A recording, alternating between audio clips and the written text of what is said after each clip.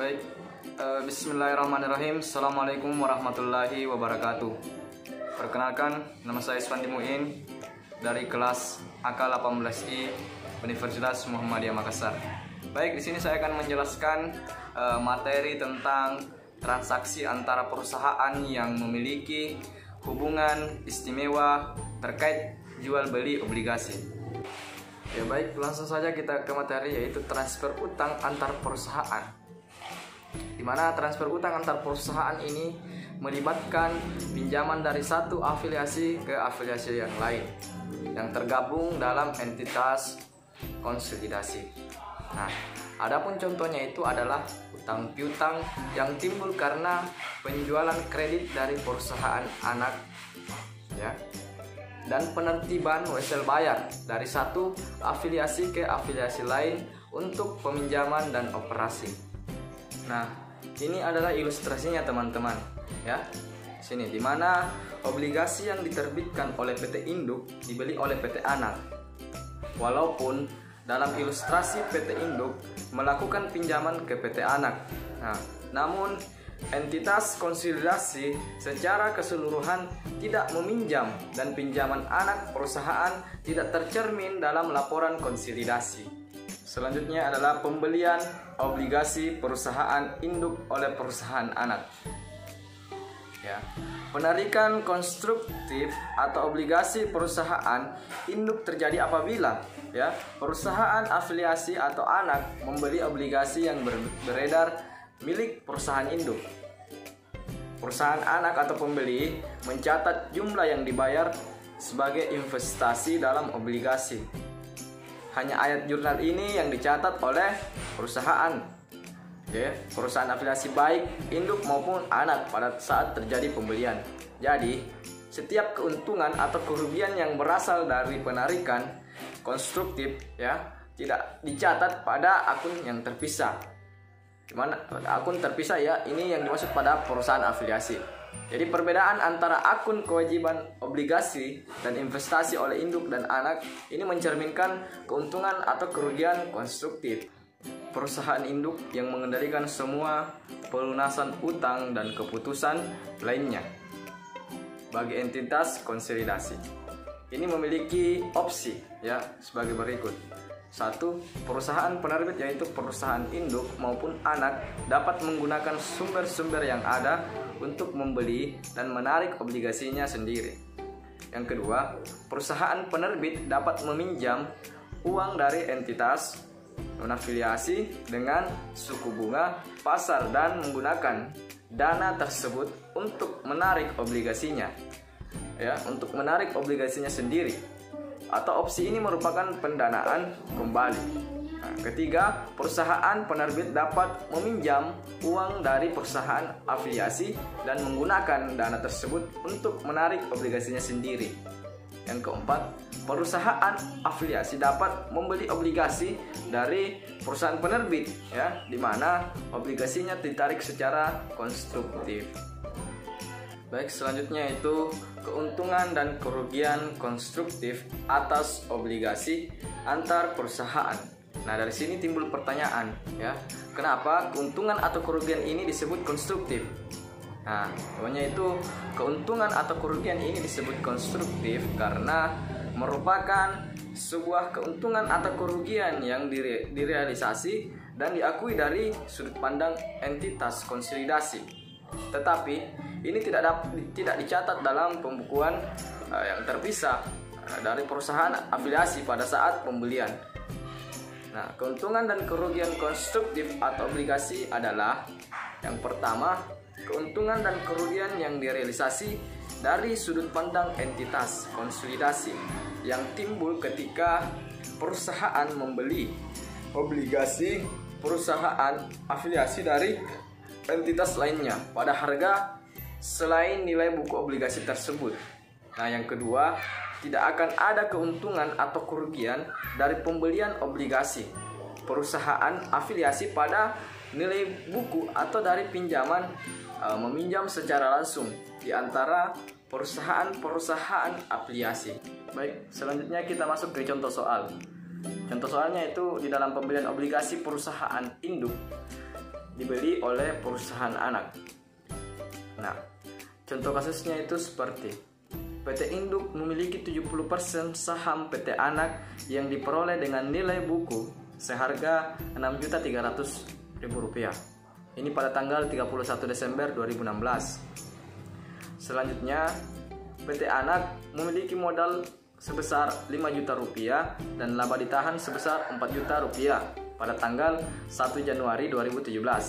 Lalu PT Induk mempunyai obligasi 10% dengan jangka waktu 5 tahun dan suku bunga 20% dengan nilai nominal sebesar Rp10 juta yang beredar dan premium unamortisasi sebesar Rp100.000, di mana pembayarannya ini bunga setiap 1 Januari dan 1 Juli ya, pada tanggal yang sama, yaitu PT Anak membeli obligasi dengan nilai nominal Rp1 juta seharga Rp950.000. Nah, pembelian ini menghasilkan laba konstruktif sebesar Rp60.000 dengan perhitungan sebagai berikut. Mana nilai buku obligasi yang dibeli sebesar Rp1.010.000, di mana atau Rp1.010.000 tersebut didapat dari nilai nominal, yaitu 10 juta ditambah premi 100.000 dikali 10%. Jadi harganya itu harga belinya 950.000. Maka akan didapat keuntungan konstruktif sebesar Rp60.000 yang dihitung dari 1.010.000 dikurang dengan Rp950.000. Lalu ya, PT Anak mencatat jurnal sebagai berikut, di mana investasi dalam obligasi PT Induk pada kas sebesar Rp950.000. Jika laporan konsolidasi segera dibuat setelah penarikan konstruktif, nah ayat jurnal kertas kerja untuk mengeliminasi saldo investasi, obligasi dan kewajiban obligasi antar perusahaan akan mencakup keuntungan sebesar Rp60.000. Ini adalah sebagai berikut. 1 Januari 2017, di sebelah debit utang obligasi sebesar Rp1.010.000 pada investasi dalam obligasi PT Induk sebesar Rp950.000. Keuntungan atas penarikan obligasi sebesar Rp60.000 di sebelah kredit. Nah, selanjutnya utang obligasi pada PT Induk ya. Ini nilai buku obligasi sebesar Rp10.100.000 dikurangi dengan 10% obligasi sebesar Rp10 juta. Maka didapatkanlah premium sebesar Rp100.000 yang akan diamortisasi selama 5 tahun sebesar Rp20.000 per tahun. Nah, mengapa ini dilakukan amortisasi premi ya? Kenapa harus ada amortisasi premi? Karena ini mengurangi nilai obligasi sehingga nilai nominal obligasi kembali seperti semula ya. Nah, sedangkan investasi obligasi PT Anak itu adalah nilai buku obligasi sebesar 10 juta yang dikurang dengan harga beli sebesar Rp950.000 ya. Maka yang didapatkan yaitu diskon obligasi sebesar Rp50.000 yang akan diamortisasi selama 5 tahun sebesar Rp10.000 per tahunnya.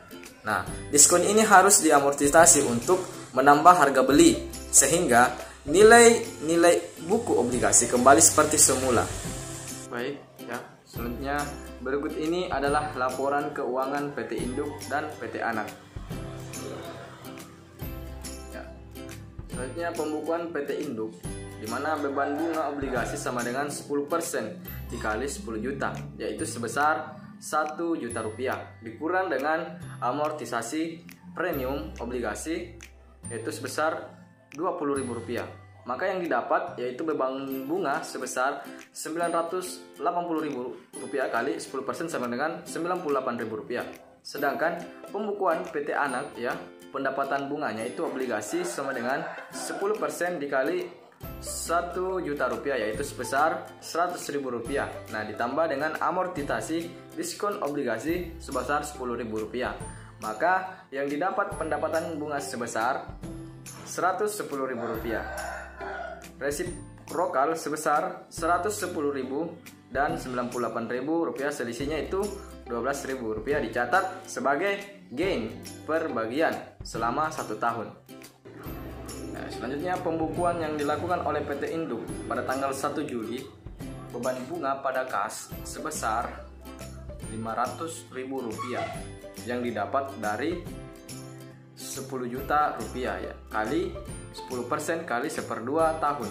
Nah, selanjutnya pada tanggal 31 Desember utang bunga pada beban bunga sebesar 500.000 rupiah.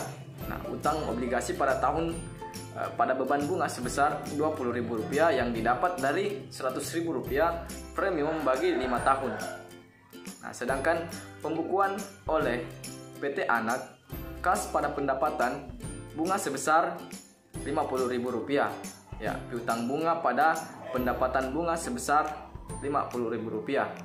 Nah, investasi dalam obligasi induk dalam pendapatannya yaitu bunga sebesar 10.000 rupiah yang didapat dari 50.000 rupiah premium bagi 5 tahun.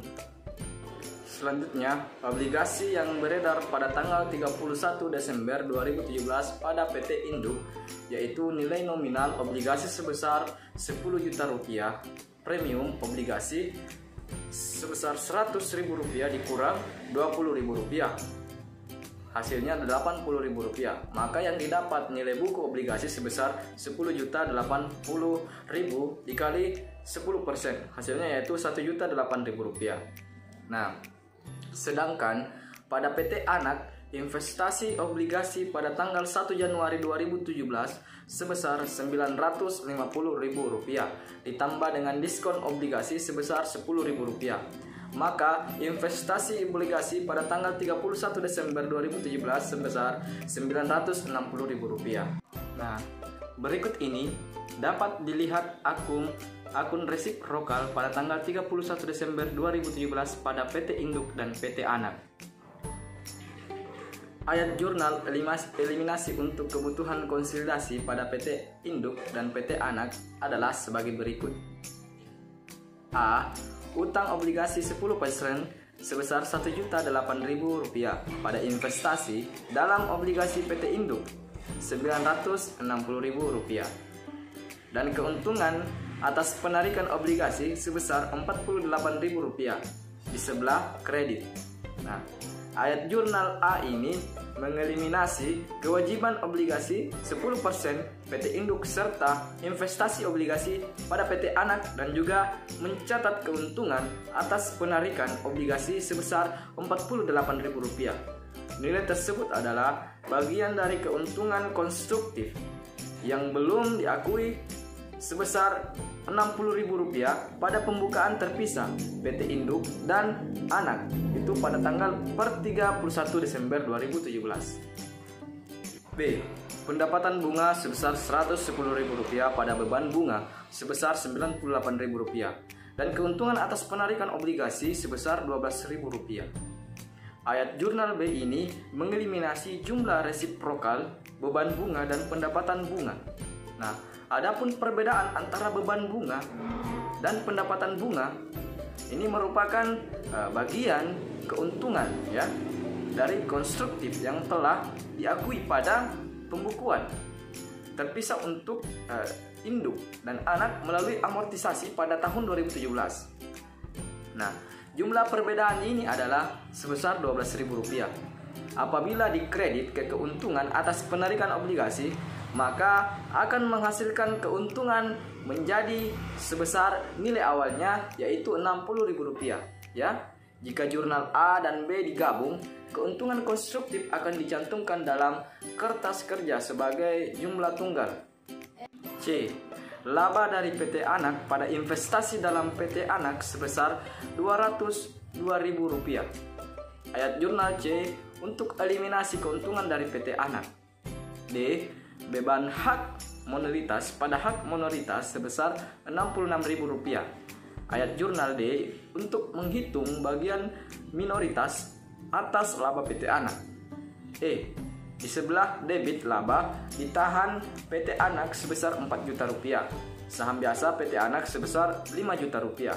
Di sebelah kredit investasi dalam PT Anak sebesar Rp6.300.000, hak minoritas sebesar Rp2.700.000. F. Utang bunga pada piutang bunga sebesar Rp50.000. Ayat jurnal F mengeliminasi jumlah resiprokal utang bunga dan piutang bunga atas obligasi antar perusahaan. Nah, ini menyebabkan utang bunga pada neraca sebesar Rp450.000, yakni nominal utang bunga untuk setengah tahunnya atas obligasi yang dimiliki. Nah, oleh pihak luar dari entitas konsolidasi yang bernilai nominal sebesar Rp9 juta. Perhitungan hak minoritas tidak dipengaruhi oleh kepemilikan obligasi antar perusahaan. Hal ini dikarenakan PT induk yang menerbitkan obligasi dan seluruh jumlah keuntungan konstruktif ini dibebankan ke perusahaan penerbit ini dibebankan ke perusahaan penerbit obligasi. Selanjutnya, pembukuan PT Induk pada tanggal 31 Desember 2017, di mana pendapatan dari PT Anak yaitu dihitung dari laba PT Anak, yaitu 70% kali Rp220.000 sebesar Rp154.000. Nah, laba konstruktif sama dengan Rp60.000. Laba pembagian Rp60.000 bagi 5 tahun sama dengan Rp12.000. Maka yang didapat hasilnya adalah Rp202.000. Jurnalnya adalah 1. Investasi pada anak pada laba dari anak sebesar Rp154.000. 2. Investasi pada anak pada laba dari anak sebesar Rp60.000. C. Laba dari anak pada investasi pada anak sebesar Rp12.000. Nah, berikut laporan keuangan konsolidasi PT Induk dan PT Anak yang disajikan setelah pengeliminasian. Baik, itulah tadi materi yang bisa saya sajikan. Lebih dan kurangnya mohon dimaafkan. Sekian dan terima kasih. Billahi fisabilillah. Fastabiqul khairat. Assalamualaikum warahmatullahi wabarakatuh.